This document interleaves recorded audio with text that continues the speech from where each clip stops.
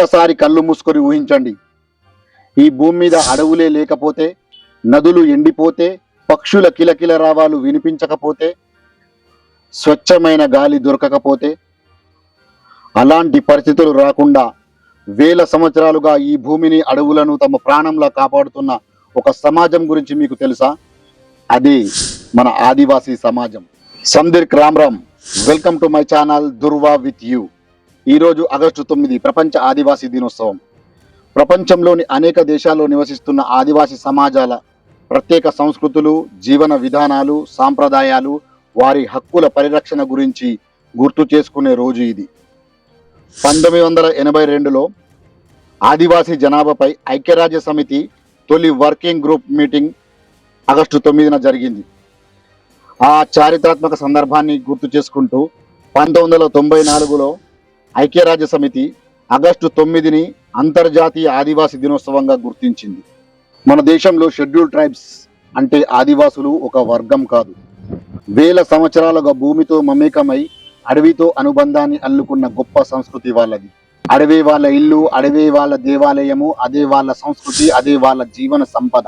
చెట్టు వారికి కేవలం కట్టె కాదు, నది కేవలం నీరు కాదు, కొండ కేవలం రాయి కాదు, జంతువు కేవలం ఆహారం కాదు.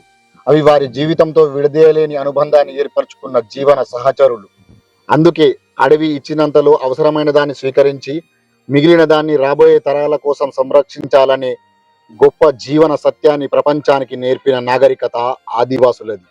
ప్రపంచం ఈరోజు పర్యావరణాన్ని ఎలా కాపాడాలో జీవ వైవిధ్య సదస్సులు నిర్వహిస్తుంది. కానీ ప్రకృతిని నాశనం చేయకుండా అవసరమైనంత మాత్రమే తీసుకొని మిగిలిన దాన్ని భవిష్యత్ తరాల కోసం ఎలా కాపాడాలో ఆదివాసీ సమాజాలు తరతరాలుగా తమ జీవన విధానంతోనే ప్రపంచానికి చూపించాయి. ఈరోజు మనం సస్టైనబుల్ డెవలప్మెంట్ అని మాట్లాడుకుంటున్న ఎన్నో విలువలను ఆదివాసీ సమాజాలు శతాబ్దాల క్రితం నుంచే ఆచరించుకుంటూ వచ్చాయి. వారికి అడవే ఒక పాఠ్య పుస్తకం. అక్కడి ప్రతి చెట్టు, ప్రతి ఆకు, ప్రతి వేరు ఒక కొత్త జ్ఞానాన్ని నేర్పించే గురువు లాంటివి. ఏ మొక్క ఏ ఔషధం, ఏ వేరు ఏం పని చేస్తుంది, ఏ వనరులను ఎలా ఉపయోగించుకోవాలి, అడవి జంతువులను ఎలా మచ్చిక చేసుకోవాలనే విషయంలో వారి అరణ్య జీవన విజ్ఞానం గురించి మనం ఎంత మాట్లాడుకున్నా తక్కువే. ఒక చెట్టు నాటిన వ్యక్తిని అభినందిస్తాం, మరి తరతరాలుగా అరణ్యాలను కాపాడుతున్న ఆదివాసులను ఎంతగా గౌరవించాలి? ఒక్కసారి ఆలోచించండి. ఆదివాసులను కేవలం రిజర్వేషన్ కోణంలో మాత్రమే చూడకండి. వాళ్ళు ప్రకృతి ఆరాధకులు, సంస్కృతి సంరక్షకులు, జీవ వైవిధ్య కాపలాదారులు, తరతరాల వన విజ్ఞాన వారసులు.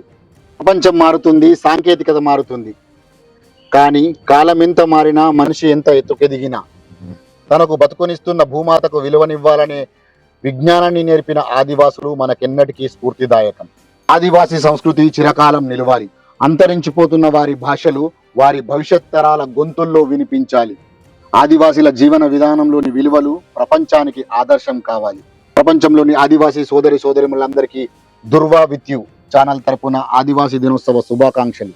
ఈ వీడియో మీకు నచ్చినట్లయితే ఆదివాసీలను గౌరవించే ప్రతి ఒక్కరికి ఈ వీడియోను షేర్ చేయండి. జై ఆదివాసీ, జై సేవ, శివ జోహార్.